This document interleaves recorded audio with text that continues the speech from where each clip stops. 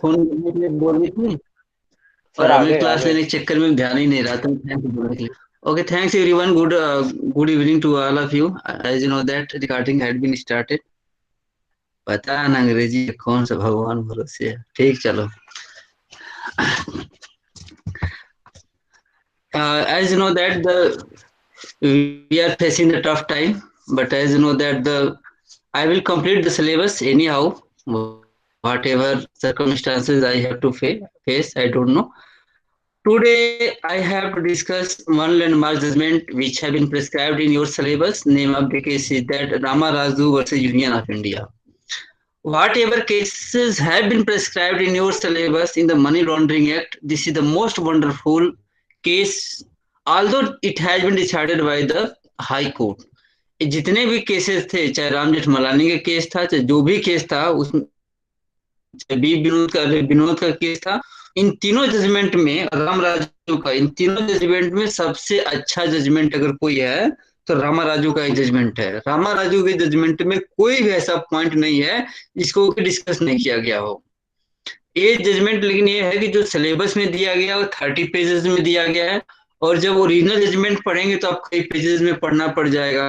तो वास्तव में थोड़ा सा डिफिकल्ट है इसको पढ़ना और समराइज करना। खैर, मेरे लिए भी डिफिकल्ट है। मैं एक्सेप्ट करता हूँ, मैं होल जजमेंट नहीं पढ़ा हूँ।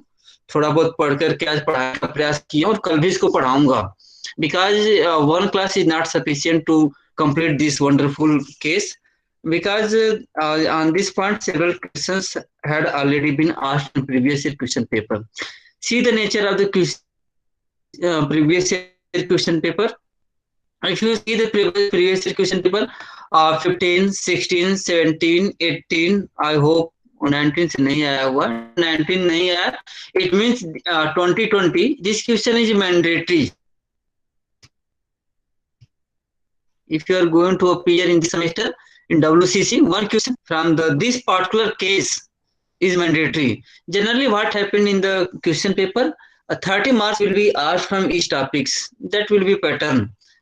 How to start? What are the topics? Here question is that adjudication under the Prevention of Money Laundering Act.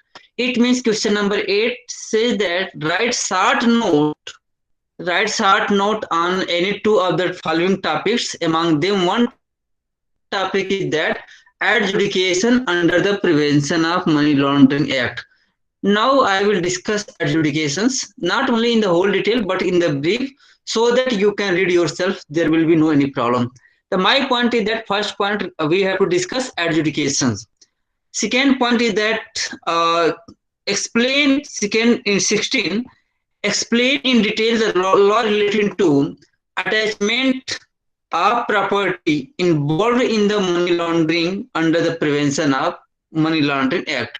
So my point is that in the second point, this is the attachment of the property. As you know that attachment of the property is very necessary. हम लोगों ने कई बार देखा कि विजय माल्या की कई property कहीं attach हो रही है, मतलब नीलाम हो रही है, कहीं नीरव मोदी की हो रही है। वो सब प्रोसेस चल रहे हैं लेकिन डिफरेंट लॉ में चल रहे हैं। लेकिन हमारा जो यहाँ पे चल रहा है या जो अटैचमेंट हमें डिस्कस करना है, हम प्रिवेंशन ऑफ मनी लॉन्ड्रिंग में क्या अटैचमेंट होता है, कैसे अटैचमेंट होता है, एक बात और मैं बता दूं, सीज एंड सीजर अटैचमेंट का प्रोसीजर चाहे वो सीपीसी में हो, चाहे सीआरपीसी में हो, हर जगह आपको मिलेगा, चाहे स्पेशल लॉ हो। मतलब हमारे कहने का मतलब है कि ये कॉमन प्रोसीजर है। जो आप सीपीसी में अटैच पढ़ते हैं उसी पारी मटेरियल सीआरपीसी में पढ़ते हैं, वही पारी मटेरियल आपको आप आकर के मनी लॉन्ड्रिंग में पढ़ेंगे। बहुत ज्यादा डिफरेंस नहीं होता है, फिर भी प्रोविजन का जगह उसको लिख देंगे। अब देखिए सेम क्वेश्चन उसी तरह से आ रहा है कि explain in detail law relating to adjudication under the Prevention of Money Laundering Act. It means if you try to find out the difference between the question, there are two questions. See the question here. Question is that adjudication under Prevention of Money Laundering Act, adjudication under the Prevention of Money Laundering Act.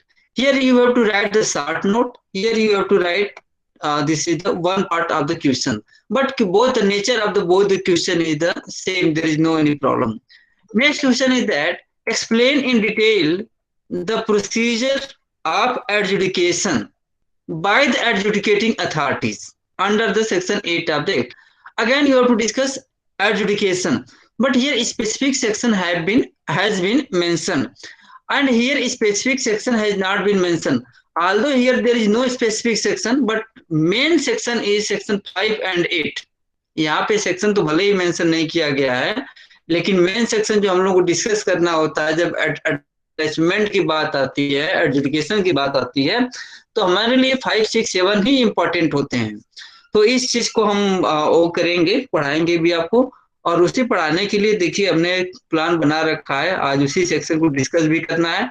जब हम beer provision में आएंगे तो हम इसको discuss करेंगे, लेकिन इसलिए इसको थोड़ा सा टाइम लेकर स्टार्ट करेंगे। तुम लोग कहना शुरू करो सर पढ़ाते ही नहीं हो, सिर्फ बियर खोल कर टाइम पास कर रहे हो, इसलिए थोड़ा सा भूमिका बना रहा हूँ। अदरवाइज पढ़ाना इसी को बियर को ही पढ़ाना है मुझे, मेन वही मेरा काम है।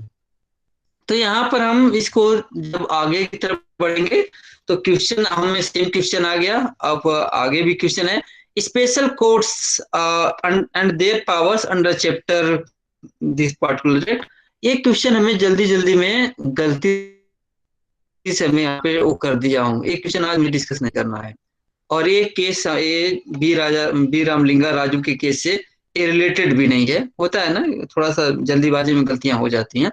तो बाकी हम देख रहे हैं कि अगर 15, 16, 17, 18 तक के क्वेश्चन देख रहे हैं, एक क्वेश्चन आपको एक तरह से मैंडेटरी क्वेश्चन आ रहा है जो कि आपका एजुकेशन से है, तो हम लोग को एक क्वेश्चन बहुत ही इंपॉर्टेंट है।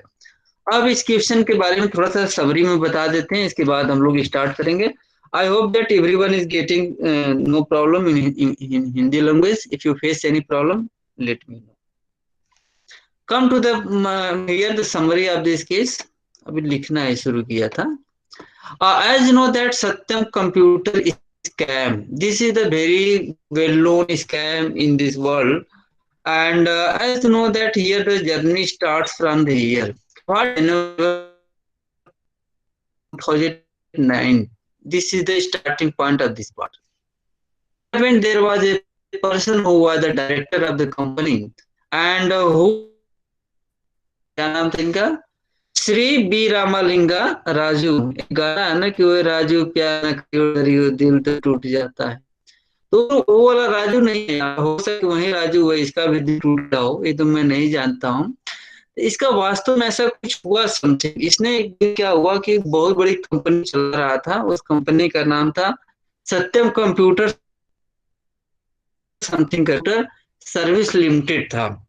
इस कंपनी का मेन प्रॉब्लम था कि इसने क्या किया कि जो डॉक्यूमेंट्स थे, डॉक्यूमेंट्स को फाल्स डॉक्यूमेंट शो किया। फास्ट डॉक्यूमेंट शो करने का ये रिजल्ट आया कि लोगों को लगता था कि नहीं कंपनी बहुत ही बूम कर रही है और ग्रोथ बहुत ज्यादा कर रही है और इसमें पैसा इन्वेस्ट करना चाहिए, और कई लोगों ने उसके शेयर को परचेज किया। जब शेयर को परचेज करते गए और कंपनी बहुत ज्यादा बड़े पैमाने पर एक कंपनी मतलब बूम करती, मतलब बहुत ज्यादा इसका शेयर हो गया, और इसने क्या किया लगभग लगभग 14,000 करोड़ रुपए का फाल्स डाटा बना दिया। फाल्स डाटा बना करके जो पैसा उसको आता था वो एक अफेक्टेड एरिया था, उसको लगा कि इस पार्टिकुलर एरिया से हैदराबाद की सिटी में मेट्रो जा सकती है। होता है ना कि देखो जैसे मान लीजिए कि आजकल दिल्ली में तुम देख सकते हो कि जहां आदमी कोई रहना पसंद नहीं करना चाहता है, अगर वहां मेट्रो का सिर्फ वो फॉर्मेट आ जाए कि हाँ मेट्रो बनने वाली है, अचानक 100 रुपए की जगह उस जमीन का दाम 1 लाख रुपया हो जाएगा, ऑटोमेटिक हो जाएगा। तो इसको लगा कि इसने बताया नहीं कि हम पैसा कहाँ इन्वेस्ट कर रहे हैं, बता रहा था कि हम कहीं और इन्वेस्ट कर रहे हैं, लेकिन क्या किया कि आसपास के उस एरिया में बहुत सारे इसने जमीन वमीन को सब खरीद लिया, और इसको लगा कि जब यहाँ से कंप्यूटर जब वहां मेट्रो जाएगी तो हम इस तरह से करके अचानक जब इसका 100 रुपये में खरीद रहे हैं, अचानक हम करोड़ों में बेचेंगे तो हम बहुत ज्यादा अमीर हो जाएंगे, वैसा प्लानिंग था। और हुआ कि मेट्रो का प्लानिंग ही कैंसिल हो गया और सारा डॉक्यूमेंट फॉल्स बनाया हुआ था। अब इसको कोई पकड़ नहीं पा रहा था, मैटर धीरे धीरे चल रहा था, किसी को बहुत ज्यादा वो नहीं था, लेकिन ये बहुत ही प्रेशर में आ गया, खुद इसको सर रियलाइज होने सर सॉरी होता टू है ना बी कि बहुत ज्यादा पकड़ देते हो तो लगता है कि यार नहीं अब कैसे मुझ लेता है, तो एक दिन सर सर आपकी प्लीज लेट मी नो। आवाज ना बहुत कट रही है, बीच में बहुत लैग कर रही है, बीच बीच में बहुत बीच कट बीच रही में है, रुक अच्छा जाती है सर। जी सर, वॉइस ब्रेक हो रही है सर। अच्छा वॉइस ब्रेक हो रही है। 1 मिनट में थोड़ा सा नेटवर्क अपना ब्रॉडबैंड का चेक करके आता हूँ, ठीक ना। अगर वो प्रॉब्लम होगा तो मैं नेट कनेक्ट करूंगा मोबाइल से। 1 मिनट देखता हूँ।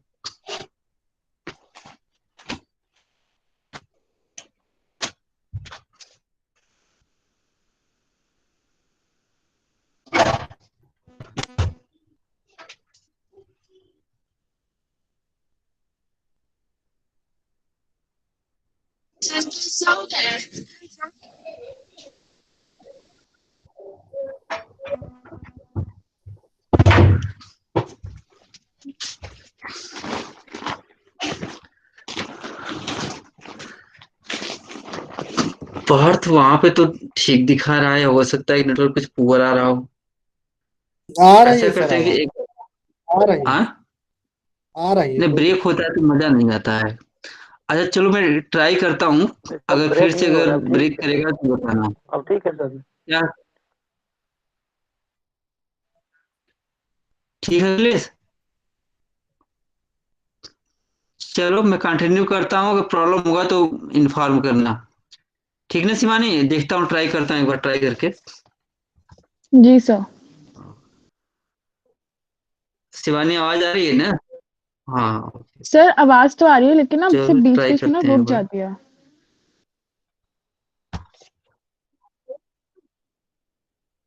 अच्छा अच्छा, हाँ देखो अगर ऐसा प्रॉब्लम हुआ तो कल फिर से क्लास लेंगे, क्लास ले लेंगे। अगर आज देखते अगर प्रॉब्लम होगी तो ठीक ना। बताना अगर प्रॉब्लम होगी, दोबारा बताना, रोक दूंगा, इसके बाद नहीं पढ़ाऊंगा अगर दोबारा प्रॉब्लम हुई तो। जी सर। मैं ट्राई करता हूँ। हाँ तो थोड़ा मैं भी स्लो पढ़ाता हूँ, शायद कुछ ब्रेक होगी तो शायद कवर कर लेगा। फैक्ट इसका दोबारा से स्टार्ट करूँ या स्टार्ट कर चुका था? सर दोबारा से ही कर दीजिए सर। दोबारा से हाँ कर दीजिए सर। चलो एक एक रुक जाओ।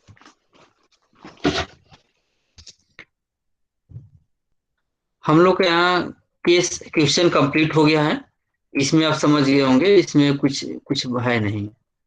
अब हम इस केस को स्टार्ट कर रहे हैं, Rama Raju union of India.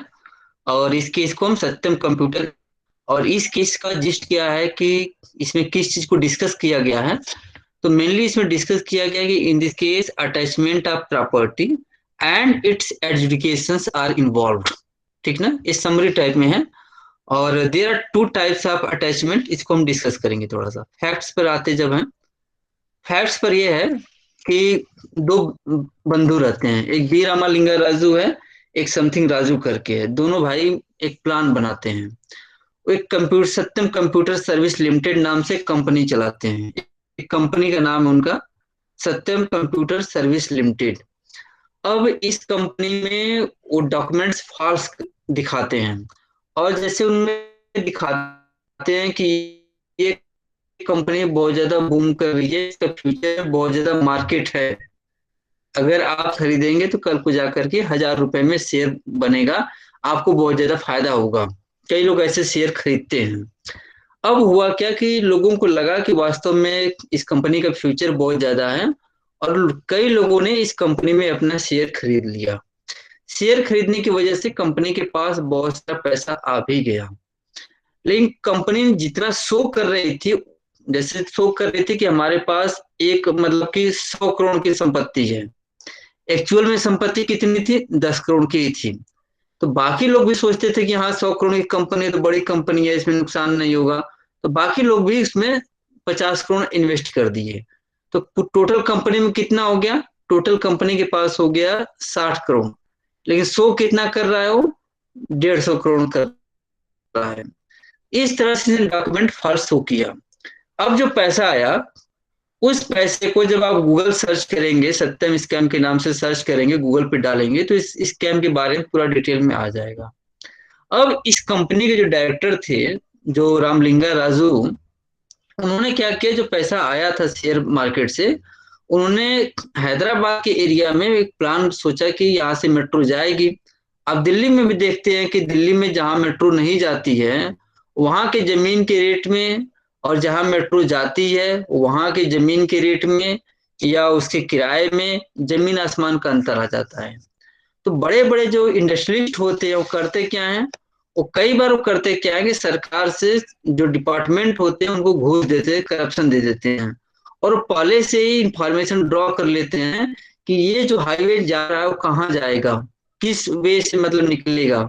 अब वो उस प्लानिंग के जो लीक हो जाता है, तो लीक होने की वजह से जो बड़े बड़े इंडस्ट्रियलिस्ट होते हैं आसपास के एरिया की सारी जमीन को खरीद लेते हैं। उनको मालूम है कि अभी तक कोई भी किसान को जो हम 100 रुपए का दाम है, अभी हम 200 देंगे तुरंत तो दे देगा, क्योंकि उसको नहीं मालूम है कि साल भर बाद इसका 1000 करोड़ की का इनकम होने वाला है।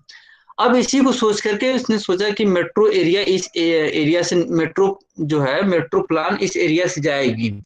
उस एरिया की सारी प्रॉपर्टी को इसने परचेज कर लिया। अचानक गवर्नमेंट की पॉलिसी चेंज हुई और उस मेट्रो प्लान को चेंज कर दिया गया और किसी और प्लान से, किसी और साइड से मेट्रो प्लान को क्रॉस कराने का प्लान किया गया। अब इसकी वजह से इसकी सारी प्रॉपर्टी जितना इसने इन्वेस्ट किया था कि फ्यूचर में मेट्रो आएगी और इसका पैसा बढ़ जाएगा, सारा पैसा इसका डूब गया। अब इसको रियलाइज हुआ कि अब तो बहुत बड़ा हमने क्रिमिनल क्राइम कर दिया, अब कैसे इसके वो होए मतलब मुक्ति मिले, जो भी हो, रियलाइज हुआ इसको। अब इसने एक दिन क्या किया कि अपने आप ही ऑटोमेटिक इसके अंतरात्मा ने आवाज दिया और इसने अपने आप ही बता दिया कि हमने 14,000 करोड़ के डॉक्यूमेंट्स को फॉल्स प्रिपेयर किया है, मतलब falsification of documents related to 14,000 crore rupees का इसने क्लेम कर दिया। जैसे ही लोगों को पता चला कि इस कंपनी ने 14,000 करोड़ रुपए का घोटाला किया है, अगर नॉर्मल वे में कहेंगे, वो इस बात को मार्केट में जैसे ही आया पूरा का पूरा मार्केट इसका खत्म हो गया, पूरा मार्केट ही ध्वस्त हो गया। अब हजारों करोड़ों रुपए लोगों का जो पैसा लगा हुआ था सत्यम का कंप्यूटर सर्विस कंपनी में, सारा पैसा डूब गया। अब इसने कन्फेशन कब किया था? इसने 14 जनवरी 2009 को किया था। अब यहाँ से इसने, इससे पहले किसी को नहीं मालूम था, किसी ने कोई कंप्लेन नहीं किया, किसी को भनक तक नहीं लगी थी। इसके बाद सीबीआई ने केस को हैंडल करना शुरू किया। सीबीआई ने एफआईआर रजिस्टर्ड किया। सीबीआई ने जब एफआईआर रजिस्टर्ड किया तो शुरुआती दौर में सीबीआई ने आईपीसी के अंतर्गत सारे प्रोविजन को रजिस्टर्ड किया, क्योंकि मनी लॉन्ड्रिंग के अंतर्गत तो सीबीआई कर नहीं सकती जब तक कि उसे स्पेशल पावर स्टेट गवर्नमेंट या सेंट्रल गवर्नमेंट कन्फर्म न कर दे। इस मैटर में सीबीआई ने इस मैटर को मतलब टेक ओवर किया और एफआईआर रजिस्टर्ड किया। जब सीबीआई ने अपना एफआईआर रजिस्टर्ड किया तो सीबीआई के एफआईआर रजिस्टर्ड करने के बाद ईडी ने भी एफआईआर रजिस्टर्ड किया। लेकिन जब ईडी एफआईआर रजिस्टर्ड करती है तो उसको एफआईआर नहीं कहते हैं, उसको हम ईसीआईआर कहते हैं। ECIR is just equivalent to the FIR। जैसे इसको हम पूरा वर्ड है इन्फोर्समेंट केस इंफॉर्मेशन रिपोर्ट। अगर किसी के खिलाफ अगर ये इंफॉर्मेशन आए कि उस व्यक्ति के खिलाफ ECIR रजिस्टर्ड हो चुका है, तो आप समझ जाना कि उसके खिलाफ इन्फोर्समेंट डायरेक्टरेट ने FIR रजिस्टर्ड कर लिया है, क्योंकि FIR ECIR is just equal to the FIR। तो यहाँ पे सीबीआई आप देख रहे हैं FIR रजिस्टर्ड करती है, लेकिन यहाँ पे ईडी जो है ECIR रजिस्टर्ड करती है। तो दोनों में अंतर आप समझ गए होंगे। जब ECR ने FIR रजिस्टर्ड किया, ECR का किसके अंतर्गत किया? PMLA एक्ट के अंतर्गत FIR रजिस्टर्ड किया। जब PMLA एक्ट के अंतर्गत FIR रजिस्टर्ड किया तो बी रामालिंगा राजू जो भी थे उनको तो सीबीआई ऑलरेडी अरेस्ट कर चुकी थी, उनको तो अरेस्ट करने की कोई बात ही नहीं थी। और सीबीआई किसी के प्रॉपर्टी को अटैच नहीं कर सकती, वो काम बाकी एजेंसियों का होता है। अब ईडी ने अपना एक्शन लेना शुरू किया। ईडी ने क्या किया कि प्रोविजनल अटैचमेंट ऑर्डर इशू कर दिया। अब आप पूछेंगे कि यहीं से अब असली खेल शुरू हो जाता है, this is the real game. Provisional attachment order क्या होता है? अब यहाँ पे जब हम आएंगे तब हम यहाँ पर आएंगे कि अटैचमेंट दो तरह के होते हैं। अटैचमेंट ऑफ प्रोसीड्स दो तरह के होते हैं। प्रोसीड्स ऑफ क्राइम को मतलब आप समझ ही रहे होंगे कि whatever money property have been earn through the by the commission of crime that is called proceeds of the crime. मतलब जो भी इलीगल वे से पैसा कमाए जाते हैं उसको प्रोसीड्स ऑफ क्राइम ही कहे जाते हैं। चाहे रॉबरी से हो, चाहे डकैती से हो, चाहे आप करप्शन से हो, चाहे किसी भी तरह से जो भी पैसा इलीगल वे में कमाया जाता है या टैक्स इवेजन से हो, जो कुछ भी होगा उसको हम प्रोसीड्स ऑफ क्राइम कहेंगे। तो उस प्रोसीड्स ऑफ क्राइम को, उस प्रॉपर्टी को अटैचमेंट कैसे किया जाता है? दो तरह का अटैचमेंट होता है। ये सब यही समझने की चीज है। ये समझ जाओगे तो सारा एग्जाम पास कर जाओगे, तब नहीं फंसोगे। इसीलिए मैंने इसी पे मेहनत किया हूँ। एक का प्रोविजनल अटैचमेंट, एक प्रोविजनल अटैचमेंट कहलाता है, अंडर नहीं रहेगा। अंडर मैंने शायद या तो ऑर्डर लिखता या तो ऐसे ही छोड़ देता, तो पार्थ इसको नोट डाउन कर लेना, अंडर नहीं रहेगा, ठीक ना। प्रोविजनल अटैचमेंट और दूसरा होता है फाइनल अटैचमेंट।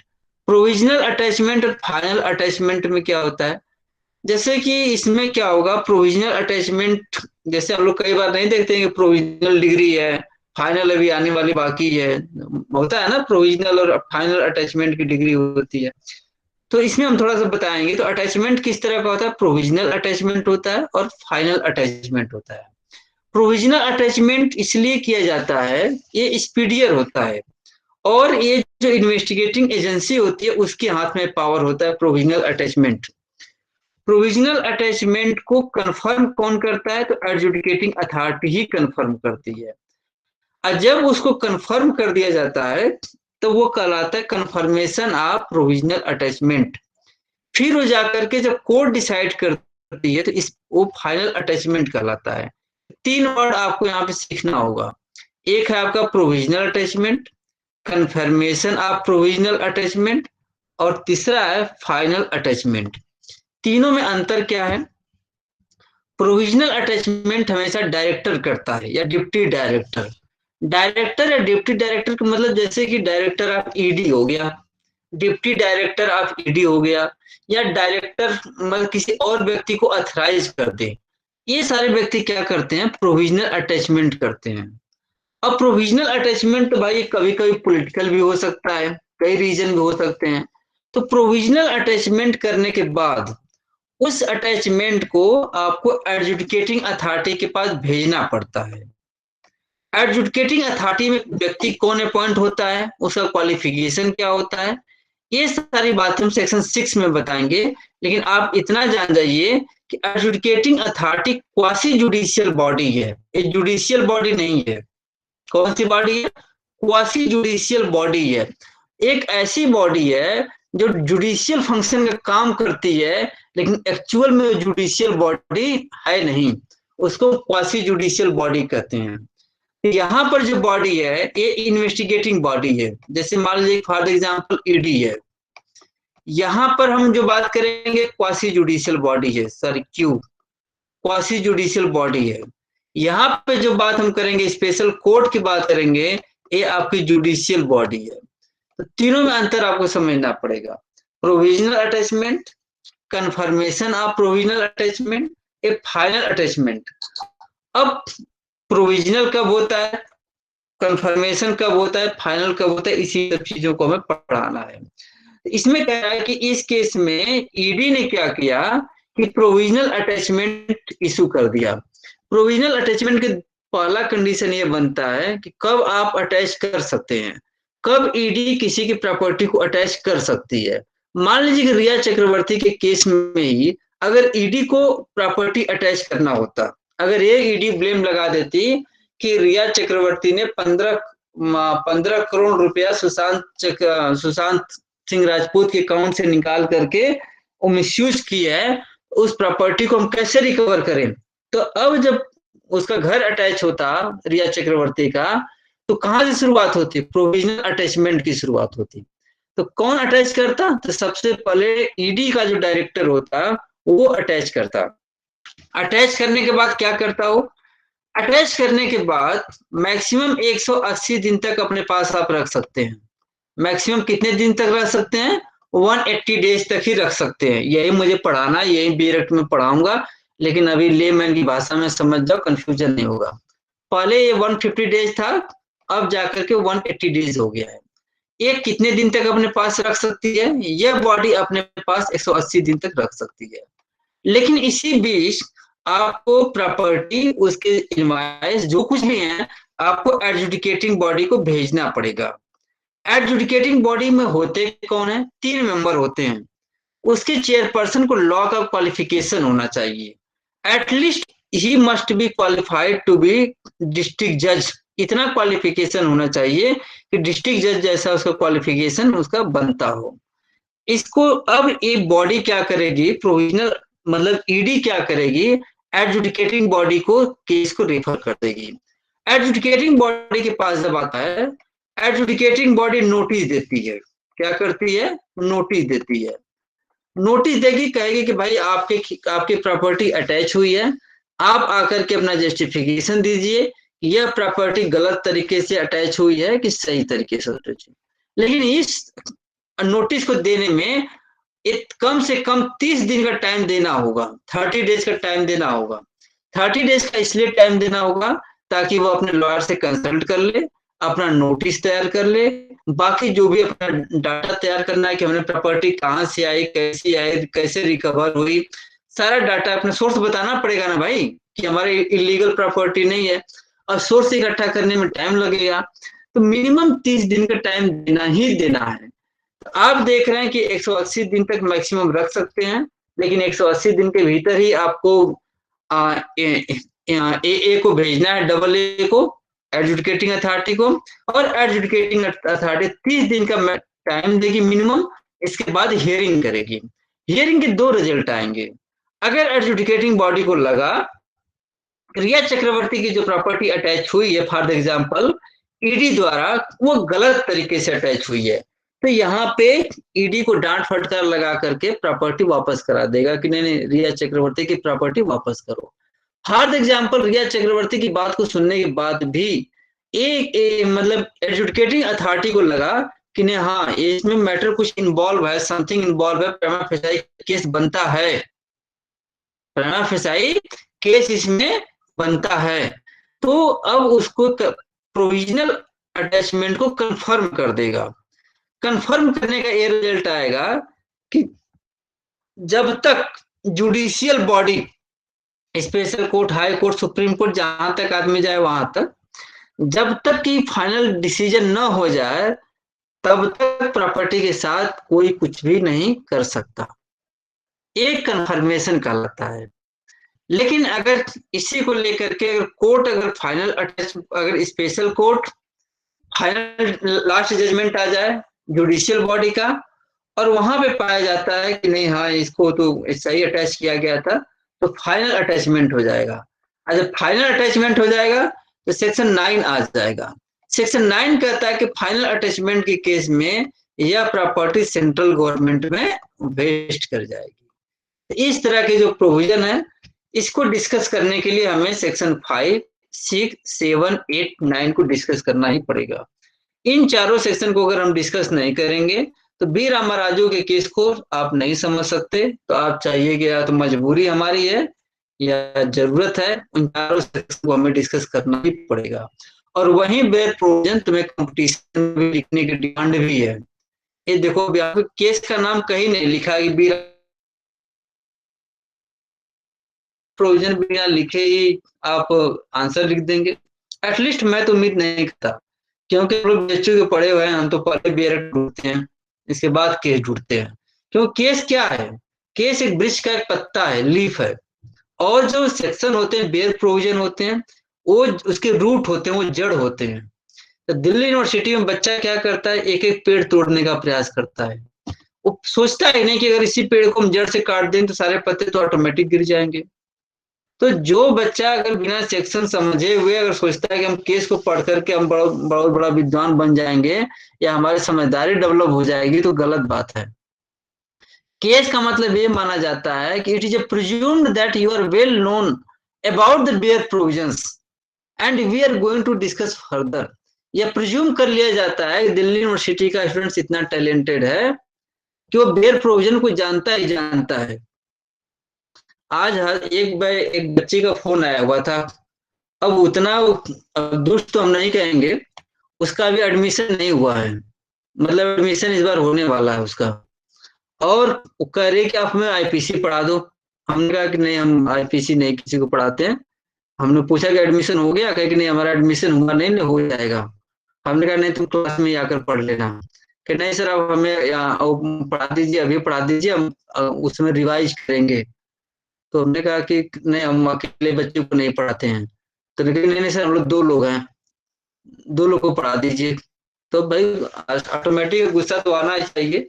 आया भी गुस्सा, लेकिन कोई बोला नहीं, क्योंकि आजकल हर कोई आदमी कॉल रिकॉर्ड कर ले रहा है। मतलब आपका इतना कॉन्फिडेंस आ जा रहा है कि आप एडमिशन लिए नहीं और टीचर को डायरेक्शन देना शुरू कर दिए कि आप क्लास लीजिए, आप हमें एक्स्ट्रा पढ़ाइए। ऐसे थोड़ी होता है। लेकिन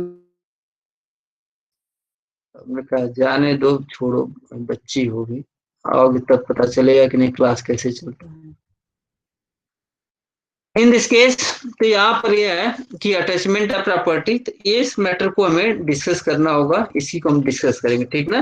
तो तुम लोग से मेरा रिक्वेस्ट यही है, बात से मैं भटक गया, कि सबसे पहले बियर प्रोविजन को समझा करो, क्योंकि जजमेंट होते हैं। आज के जजमेंट कुछ हैं, कल को इंटरप्रिटेशन होगा, उसके जजमेंट कुछ आ जाएंगे। जजमेंट ओवरराइड होते रहते हैं, कोई ऐसा नहीं कि शंकरी केस डिसाइड हो गया तो केशवानंद भारती डिसाइड ही नहीं हुआ, केशवानंद भारती डिसाइड हो गया तो मनिका डिसाइड ही नहीं हुआ। बेयर प्रोविजन वही होते हैं, लेकिन उसी बेयर प्रोविजन के बेसिस पर हमेशा चेंजेस होते रहते हैं। तो तुम्हारा कंसंट्रेशन बेयर एक्ट के वर्डिंग पर होना चाहिए, रादर देन केस पर होना चाहिए। केस एक सेकेंडरी चीज है, प्राइमरी चीज क्या है, वर्डिंग है। तो इसी चीज को हम डिस्कस करेंगे। देख लेंगे तुम सब भाग गए हो कि जुड़े हुए हो, जुड़े। अब इसी को थोड़ा सा और बढ़ाते हैं इस केस के बारे में, इसके बाद बेयर को डिस्कस करते हैं। कह रहा है कि in this case attachment of property and its adjudications are involved. There are 2 types of attachment. कितने तरह के अटैचमेंट होते हैं भाई? 2 तरह के अटैचमेंट होते हैं। पहला अटैचमेंट वो होता है जो कि प्रोविजनल अटैचमेंट कहलाता है। यह अटैचमेंट सेक्शन 5 के अंतर्गत अटैच किया जाता है, लेकिन फर्दर प्रोसीडिंग इसको कंफर्म किया जाए या रिजेक्ट किया जाए, इस मुद्दे पर जो डिस्कशन होता है वह सेक्शन 8 पर डिस्कशन होता है। तो इसको हम प्रोविजनल अटैचमेंट कहते हैं। Provisional attachment for the time being. Otherwise इसको अटैच नहीं करेंगे तो क्या करेगा, वो तुरंत जमाला की तरह वो भी भाग जाएगा। तो जब हम प्रॉपर्टी को तुरंत अटैच कर लेंगे तो कम से कम कुछ तो रिकवरी होगी भाई ना, अदरवाइज सारा बैंक पैसा लेकर भाग जाएगा। और दूसरा अटैचमेंट होता है फाइनल अटैचमेंट होता है। और इस केस में जब इसकी प्रॉपर्टी का प्रोविजनल अटैचमेंट किया गया बी रामालिंगा राजू का, तो इसमें कई लोगों का प्रॉपर्टी अटैच किया गया था, कई लोग डायरेक्टर थे, कई लोग इन्वॉल्व थे। तो ये सब क्या किए कि एक बहुत बड़ा लॉयर रखे, और उस लॉयर ने इतना धांसू आर्गुमेंट किया है, उसने चैलेंज कर दिया पूरे पीएमएलए एक्ट को ही। और पीएमएलए एक्ट के एक प्रोविजन को चैलेंज नहीं किया उसने, प्रोसीड्स ऑफ क्राइम की मीनिंग को चैलेंज कर दिया, 3 को, 4 को, 5 को, 8 को, 23 को, 24 को, पूरे मतलब चैलेंज कर दिया। मतलब कह सकते हैं कि ओवरहालिंग कर दिया, इतना जबरदस्त आर्गुमेंट किया है उसने। तो ये बहुत अच्छा लगा। और फाइनली कई पर आर्गुमेंट उसने किया। और चैलेंज क्यों किया, रिट पिटिशन क्यों फाइल किया? देखिए जब आप रिट पिटिशन फाइल करते हैं तो आपको बताना पड़ता है कि नहीं हमारे स्टूडेंट राइट का या फंडामेंटल राइट का वायलेशन हुआ है। तो यहाँ पे रिट पिटिशन फाइल करके यहाँ पे इसको चैलेंज किया गया था। और चैलेंज किस बेसिस पर चैलेंज किया गया था? यह चैलेंज था article 14, 20, 21, 300A of the constitution of India. अब यहाँ पे इशू जो फ्रेम हुए थे वो पैरा नंबर 14 पर फ्रेम हुए थे, उसी इशू को हम डिस्कस करेंगे। तो हमारे कहने का मतलब है कि जब भी अटैचमेंट की बात आएगी, भले एक केस का नाम पूछे या ना पूछे, आप इसको जरूर डिस्कस कर लेना। बाकी जो है कल भी मैं डिस्कस करूंगा, 2-3 क्लास लूंगा, लेकिन ठीक है। यहाँ पे देखो ये फैक्ट हो जाएगा हम लोगों का। इस फैक्ट के बेसिस पर हम इशू फ्रेम हुए हैं जो बाद में डिस्कस करूंगा। देखो एक साइड में इशू फ्रेम हुआ, यहाँ पे इशू फ्रेम हुआ, दूसरी साइड में उसका आंसर आया है इशू का कि किस पॉइंट पर यस होना चाहिए, किस पॉइंट पर नो होना चाहिए।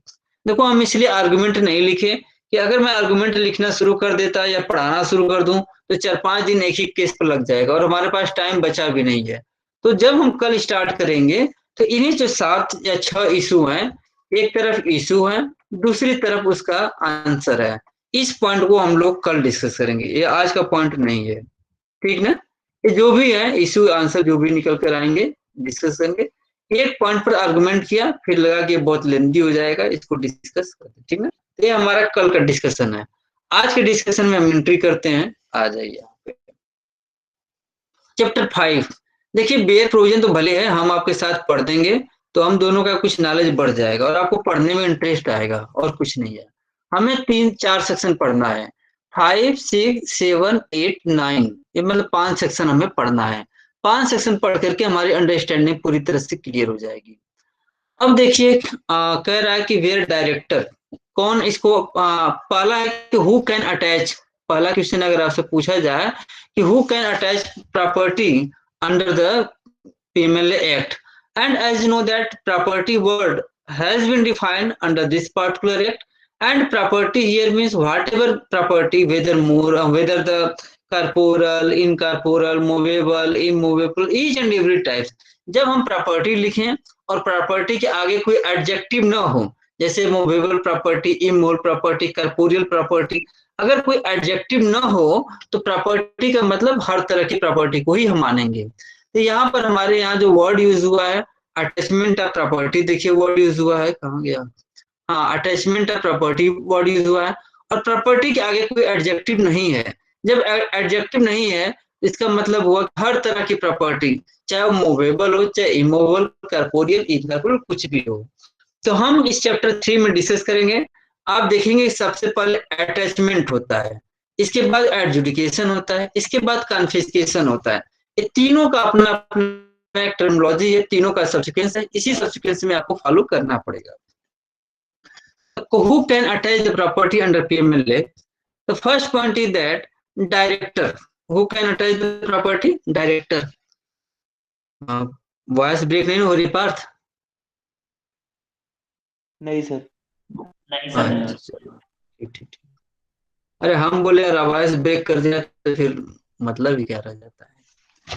गुरु गुरु ही होता है, पुराना डायलॉग है, जान ही रहे हो। चलो, who can attach the property?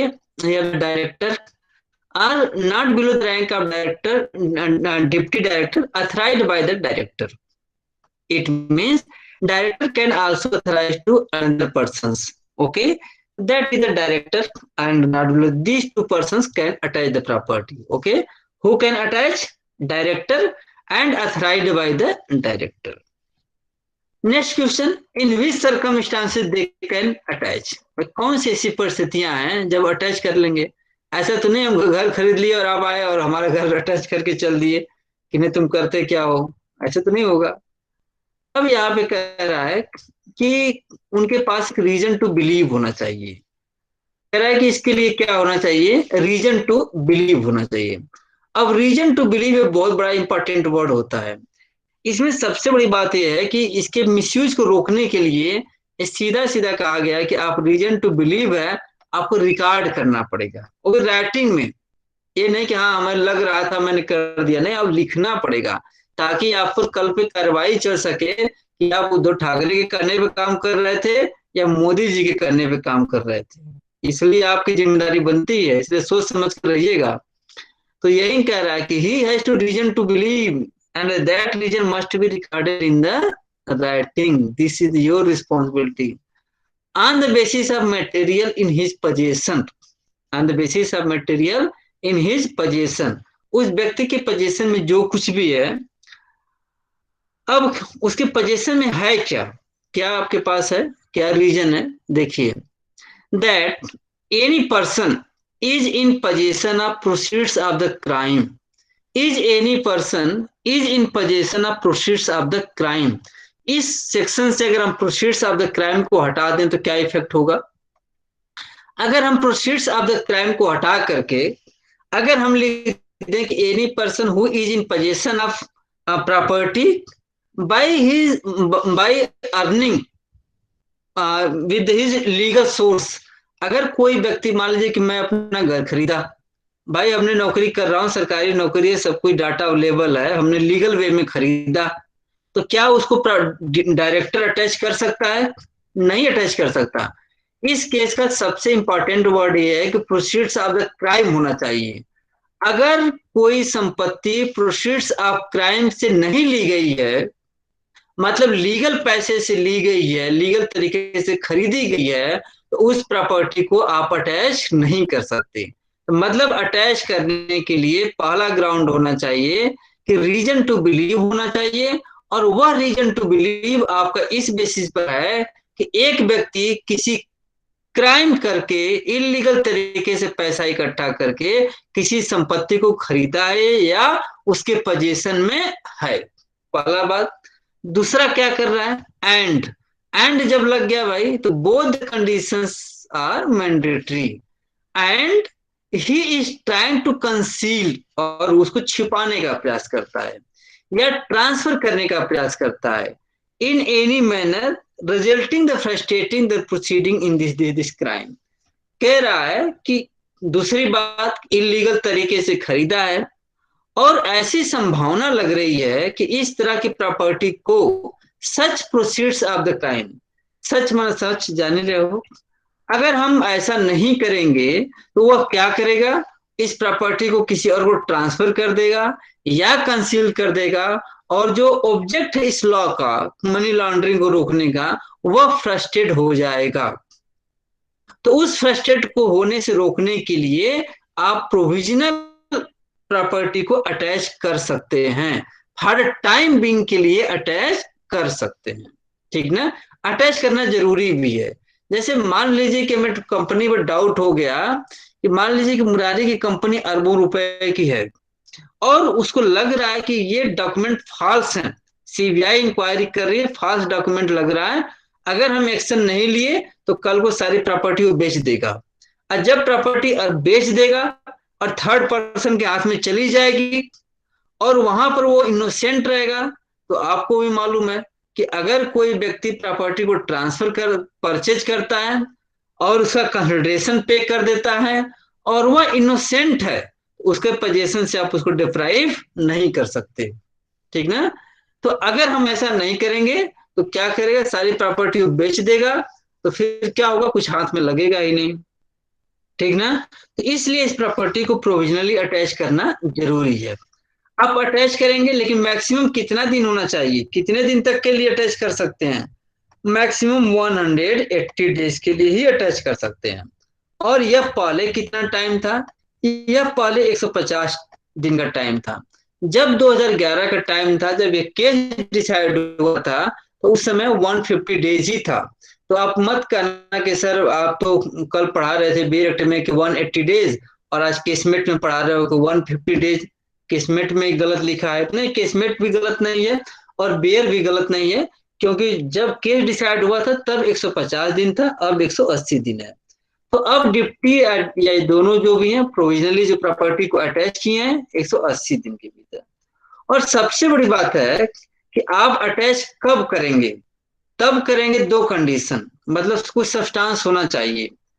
पहला ये होना चाहिए कि कोई अदर एजेंसी ने 173 के अंतर्गत पुलिस रिपोर्ट सबमिट कर दिया हो, मतलब पूरा कंप्लीट ग्राउंड होना चाहिए, पूरा परफेक्ट ग्राउंड होना चाहिए। ये नहीं कि आधे अधूरे इन्फॉर्मेशन पे उसको उसके प्रॉपर्टी को जब्त कर दो, करोड़ों का घर रखा है जब्त कर दो, उसे रोड पर सोने के लिए मजबूर कर दो, ऐसा नहीं होना चाहिए। एकदम फुल प्रूफ इंफॉर्मेशन होना चाहिए, या किसी इन्वेस्टिगेटिंग एजेंसी ने कंप्लेन किया हो। तो हमारे कहने का मतलब है कि पहला कंडीशन ये है। दूसरा कंडीशन आपका रीजन टू बिलीव है कि दोनों कंडीशन फुलफिल होंगे तब जाकर के डिवाइड होगा। और दोनों के दो दो कंडीशन है सर, दोनों के इसके अलग अलग कंडीशन है, इसके दो है। मतलब अगर हम सिस्टमेटिक चलना चाहें, इसका भी एक एक्सेप्शन है, इसका सिस्टमेटिक ये चले तो ईडी किसी प्रॉपर्टी को तब अटैच कर सकती है जब या तो 173 के अंतर्गत पुलिस रिपोर्ट सबमिट हो गई हो या इन्वेस्टिगेटिंग एजेंसी कंप्लेन करती हो।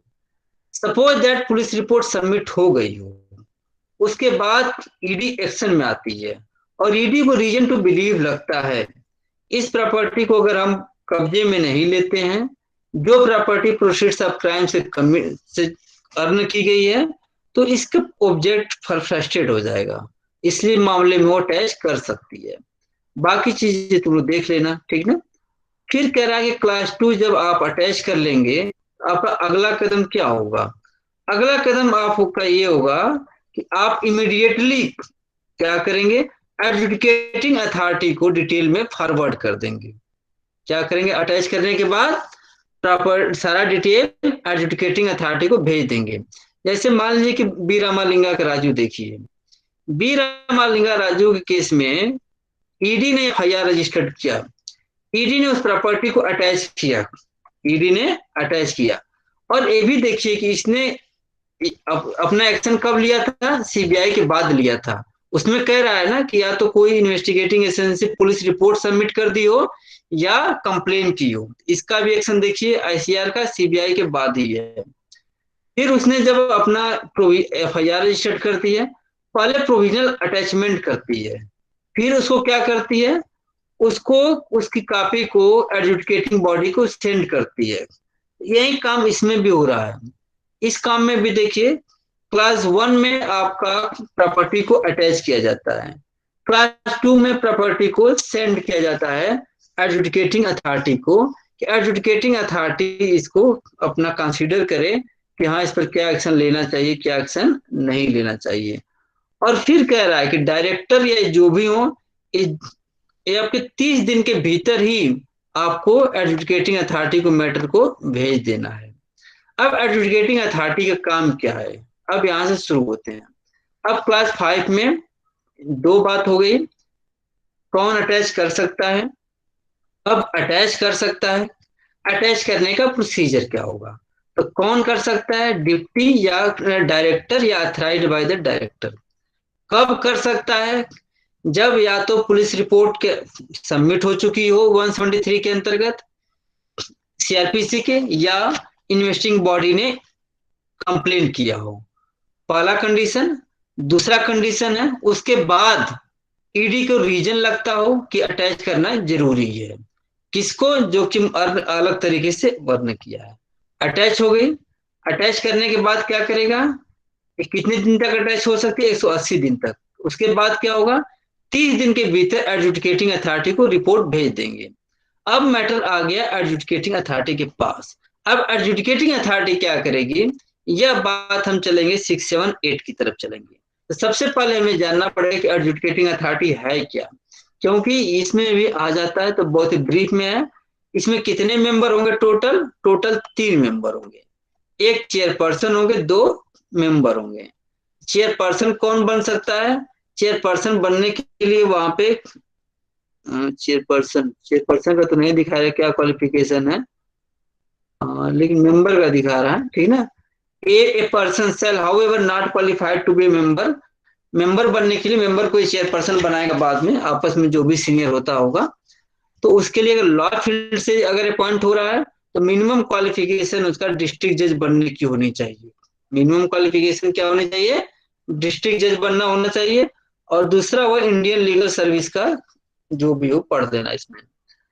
अगर वो कॉमर्स डिपार्टमेंट से बिलोंग करता है, अकाउंट से, फिनांस से, तो उसका एक क्वालिफिकेशन है, क्वालिफिकेशन पढ़ लेना, इसको पढ़ने के लिए नहीं। उसकी मेन ऑफिस कहाँ पे होगी, दिल्ली में होगी। उसके टर्म कितने साल के होंगे, तो वही है 5 साल या 65 साल, जो भी पहले हो जाए, ठीक ना। और उसके स्टाफ कितने मिलेंगे, कौन प्रोवाइड कराएगा, सेंट्रल गवर्नमेंट स्टाफ प्रोवाइड कराएगी। अब कितना स्टाफ प्रोवाइड कराएगी, जितना सेंट्रल गवर्नमेंट उचित समझे। तो सेंट्रल गवर्नमेंट कितना उचित समझेगी, इनको 2 ही उचित समझेगी, क्योंकि सेंट्रल गवर्नमेंट क्या कर रही है, कोई वैकेंसी निकाल ही नहीं रही है, कोई अपॉइंटमेंट हो ही नहीं रहा है, तो इनको कितना मिलेगा, कुछ मिलेगा ही नहीं। एक इनको अपना एक टाइपिस्ट रख देगा, जो टाइप करते रहो, बाकी सारा काम वैसे ही होगा, क्योंकि सेंट्रल गवर्नमेंट है जो भी करती रहेगी काम। अब एक काम क्या करेंगे, अब उनका काम तो हो गया कि भाई एडजुडिकेटिंग अथॉरिटी कौन होगा, कितने मेंबर होंगे, तो 3 होंगे, कौन कौन, क्वालिफिकेशन क्या होना चाहिए, अगर वो लॉ फील्ड से हैं तो उनका डिस्ट्रिक्ट जज का मिनिमम क्वालिफिकेशन होना चाहिए, बाकी फर्स्ट ग्रेड का ऑफिसर होना चाहिए जो भी हो। फिर वो काम कैसे करेंगे, तो जुडिक्शन कहाँ होना चाहिए जो भी हो, कहाँ बैठेंगे, दिल्ली में बैठेंगे। तो बाकी चीजें जानने के बाद उनको स्टाफ कितने मिलेंगे, प्यून मिलेगा, क्लर्क मिलेगा, टाइपिस्ट सेंट्रल गवर्नमेंट के रामो करम पर हैं। तो करेंगे क्या ये, करेंगे सेक्शन 8 में आ जाओ। इनका काम क्या है, इनका काम बहुत कुछ है। इनका काम एडजुडिकेशन तो है ही, लेकिन हम यहाँ पर कंसंट्रेट करेंगे कि अगर इनको सेक्शन 5 के अंतर्गत मैटर रेफर किया जाता है, सेक्शन 6 सेक्शन 5 के 5 में, अभी हम तुम लोग क्या पढ़ा रहे थे, सेक्शन 5 ही पढ़ा रहे थे ना। अगर वहां से इनको मैटर इनको रेफर किया जाता है, उस मैटर को ये हियरिंग करेंगे। अब हियरिंग में क्या करेंगे, कैसे करेंगे, नॉर्मल चीज है एकदम। कैसे करना है आपको, ऑडी अल्टरम पार्टम को फॉलो करना है बस। क्या फॉलो करना है, audi alteram partem hearing the other party. अब हियरिंग द अदर पार्टी कैसे होता है, hearing the other party administrative law में तुमसे बहुत सारी चीजें पढ़े होगे, और उसमें से एक ये भी है कि नोटिस देना। तो नोटिस देने का क्या है, आप नोटिस दोगे तभी तो दोनों पार्टी आएंगी। तो दोनों पार्टी का नोटिस कितने दिन का दोगे, तो लगभग 30 दिन का नोटिस होना चाहिए, मिनिमम 30 दिन का होना चाहिए। जब दोनों पार्टियां आ जाएंगी तो दोनों के बातों को आप सुनेंगे। क्या करेंगे, यहाँ पे एडजुडिकेट है क्या करेगी, दोनों की रिप्लाई को सुनेगी, considering the reply of any two notice, दोनों के नोटिस को यहाँ पे सुनेगी। लेकिन रामलिंगा के केस में क्या हुआ था, एडजुडिकेटिंग अथॉरिटी ने जैसे उनको नोटिस दिया, उसी नोटिस का विरोध करते हुए उसे हाई कोर्ट पहुंच गए। ठीक ना, तो बाद में मत कहना कि सर केस का फैक्ट ही समझ में नहीं आ रहा है। देख रहे हो यहाँ पे आईसीआर रजिस्टर्ड होता है, प्रोविजनल अटैचमेंट होता है, एडजुडिकेटिंग अथॉरिटी को एप्लीकेशन भेज दिया जाता है, और जैसे वो नोटिस इशू करता है, मैं लिखना भूल गया, पास नोट करना, और रिट पिटीशन फाइल कर देता है। ठीक ना, तो यहाँ पर हम लोग पहुंच जाते हैं। तो अब ये क्या करेगा, नोटिस दे देगा। नोटिस के बाद दोनों पार्टियां आएंगी, दोनों के को आपस में सुनेंगी, सुनने के बाद जो भी डिसीजन होगा वो करेगा।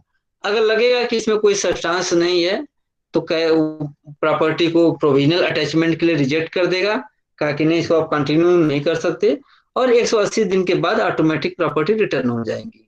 अगर लगता है कि हाँ इसमें सब्सटेंस है, केस को कंटिन्यू किया जाना चाहिए, तो उसमें केस को कंटिन्यू करेगा, और वो कन्फर्मेशन ऑफ प्रोविजनल अटैचमेंट कहलाएगा।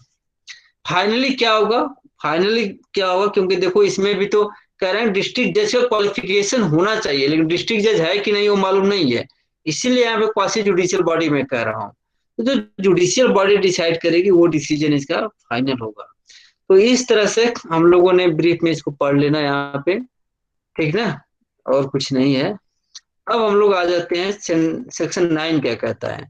कहता है कि जब फाइनल हो जाएगा, प्रॉपर्टी उस तरह का हो जाएगी, तो कन्फिस्केशन कहाँ पे जाएगा, कन्फेशन का प्रभाव क्या होगा, सारी प्रॉपर्टी सेंट्रल गवर्नमेंट में वेस्ट कर जाएगी। क्या करेगी, सारी प्रॉपर्टी सेंट्रल गवर्नमेंट में वेस्ट कर जाएगी। ठीक है, बाकी चीजें पढ़ लेना। अब हम लोग केस पर आते हैं। केस कहाँ गया भाई, रामालिंगा राजू ऐसा करते हैं ना, अब आर्गुमेंट करना है, कल आर्गुमेंट करेंगे, क्योंकि आर्गुमेंट करने के लिए हमें लग रहा है कि उतना एनर्जी बची नहीं है, अब टाइम भी हो गया है। तो कल हम लोग क्या करेंगे, इसको थोड़ा सा पढ़ लेना, आर्गुमेंट डिस्कस करेंगे और इसका आंसर निकालेंगे। और इस आंसर को कल कंप्लीट करते ही एक यूनिट और बचा है, जो कि फर्स्ट यूनिट है, उसको भी किसी तरह से कंप्लीट करा देंगे। ठीक ना, चलो आज का क्लास यहीं तक खत्म करते हैं। ठीक ना, thank you good night sir. Sir. ठीक, good night sir. Good night.